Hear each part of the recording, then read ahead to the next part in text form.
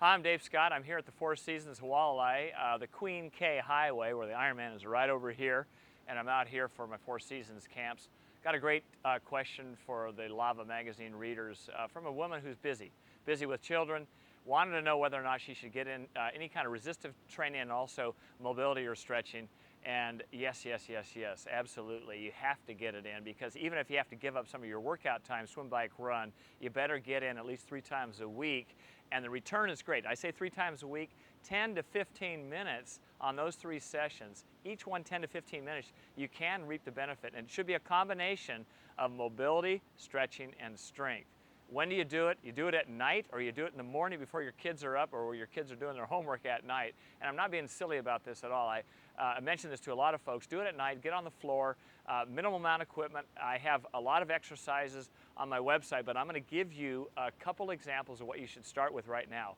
First off, the key area that you need to increase mobility is your thoracic spine, the middle part of your spine, 9 vertebrae in the middle. You get on a foam roller, you wiggle on that roller back and forth. You draw your hands in, bring your head back slowly, roll back and forth, bring your arms over your head. This is shoulder extension, but I'm actually in flexion, kind of like a backstroke entry. And you can wiggle back and forth, and you'll feel those kind of hot spots on your spine.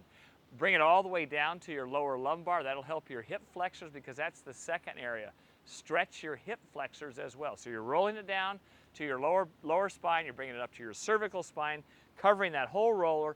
Get off that thing, then stretch your hip flexors, because I guarantee those are going to be tight. Doing the cycling and running, it tightens those up just a little bit.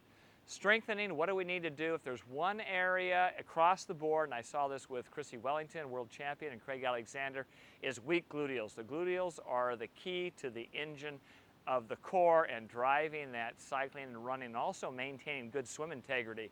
When your glutes are weak, it causes your swim to start to wiggle around a little bit. You rely on your lateral quad and your IT band, your peroneals and your lower leg when you're running. Your hamstrings take up too much load.